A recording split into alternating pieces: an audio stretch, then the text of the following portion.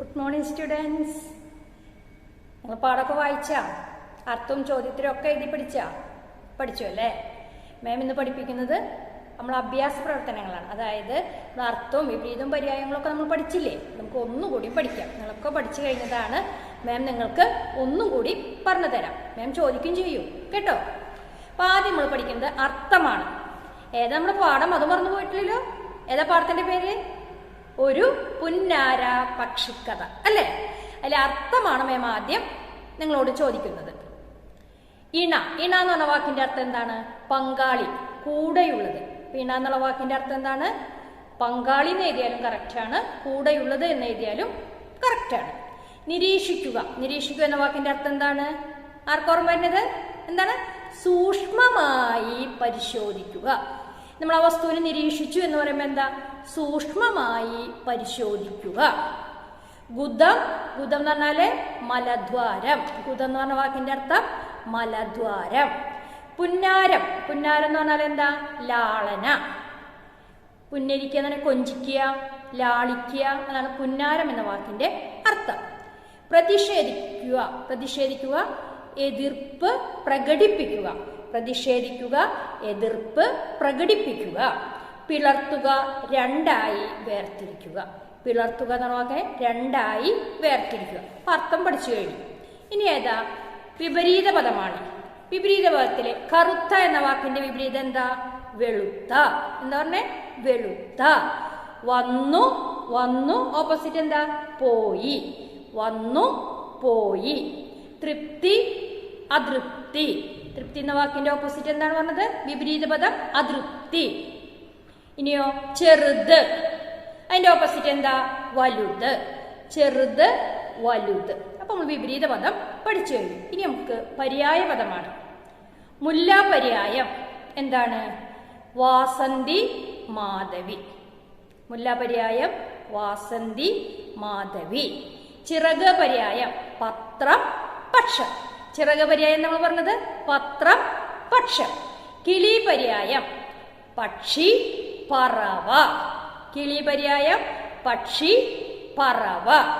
കോഴി പര്യായം കുക്കുടം, കുക്കുടകം. കുക്കുടകം. അപ്പൊ ഏതൊക്കെ നമ്മൾ പഠിച്ചു കഴിഞ്ഞു? അർത്ഥം, വിപരീതം, പര്യായം. ഇനി നമുക്ക് പഠിക്കാനുള്ളത് പിരിച്ചെഴുതുകയാണ്. ഇരട്ടത്തലച്ചി എന്ന പദം എങ്ങനെയാണ് പിരിച്ചെഴുതുക? ഇരട്ട പ്ലസ് തലച്ചി. ഇരട്ടത്തലച്ചി, ഇരട്ട പ്ലസ് തലച്ചി. അമ്മക്കിളിയോ? അമ്മ പ്ലസ് കിളി. കൊത്തിയെടുക്കുക എങ്ങനെ പിരിച്ചെഴുത? കൊത്തി പ്ലസ് എടുക്കുക. അർത്ഥമുള്ള രണ്ട് പദങ്ങളായിട്ട് വേണം പിരിച്ചെഴുതാൻ. അടുത്ത പദം പറന്നകന്നു. നിങ്ങൾ പറഞ്ഞു പറന്ന് പ്ലസ് അകന്നു അല്ലേ? പറന്ന് പ്ലസ് അകന്നു. തൃപ്തിയില്ല എങ്ങനെ തിരിച്ചെഴുതുക? തൃപ്തി പ്ലസ് ഇല്ല. ഒന്നുകൂടി പറയാം, തൃപ്തി പ്ലസ് ഇല്ല. ഇനി ഉത്തരം എഴുതുകയാണ്. ഒന്നാമത്തെ ചോദ്യം ഞാൻ വായിക്കാം. ഞങ്ങൾ ഉത്തരം വരുന്നുണ്ടോ അല്ലെങ്കിൽ ഉത്തരം ഓർമ്മയിൽ വരുന്നുണ്ടോ ഒന്ന് ആലോചിച്ചു നോക്കൂ. ഇരട്ടത്തലച്ചിയെ സുന്ദരിയാക്കുന്ന പ്രത്യേകതകൾ എന്തെല്ലാം? എന്താ ഉത്തരം? ഇരട്ടത്തലച്ചിക്ക് എന്ത് നിറമാണ്? തവിട്ട് നിറം. തലയിലെ കറുത്ത പൂവ്. പിന്നെയോ കവിളിൽ ചുവന്ന പൊട്ട്. അടിഭാഗം വെള്ള നിറം. ഇരട്ടത്തലച്ചിയുടെ പ്രത്യേകത എന്താണ്?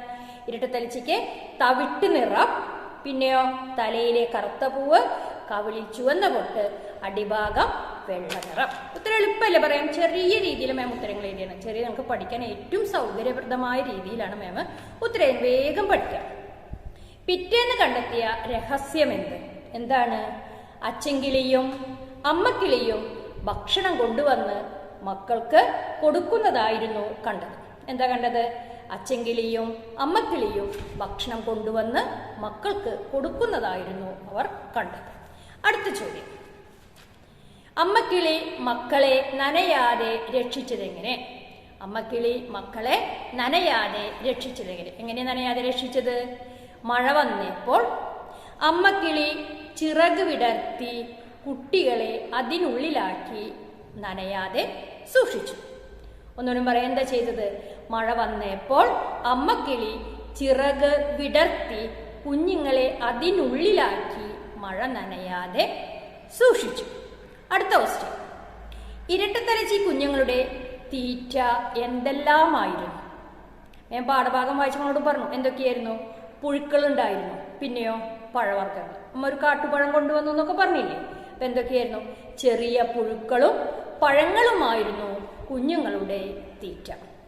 അടുത്ത ചോദ്യം. ഇളക്കക്കാരനായ ചേട്ടൻ കിളിക്ക് പറ്റിയ അമളി എന്ത്? ചേട്ടൻ കിളിക്ക് എന്താ സംഭവിച്ചത്?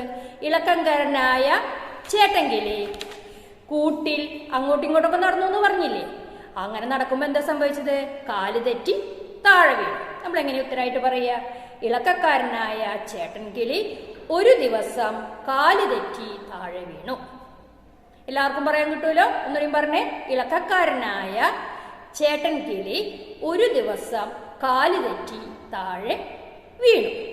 അപ്പൊ ഈ പാഠഭാഗത്തിലെ അർത്ഥവും ചോദ്യത്തിനും വിപരീതം ഒക്കെ നിങ്ങൾ പഠിച്ചു ഇല്ലേ? എല്ലാവരും 5 ടൈംസ് റഫ് ബുക്കിൽ എഴുതി പഠിക്കണം. മാം തരുന്ന നോട്ട്സ് ഭംഗിയായി വൃത്തിയായി എഴുതിയെടുക്കണം. കോപ്പി ബുക്ക് എഴുതണം. ഇനി മറ്റൊരു പാഠവുമായി അടുത്ത ക്ലാസ്സിൽ കാണാം. നന്ദി.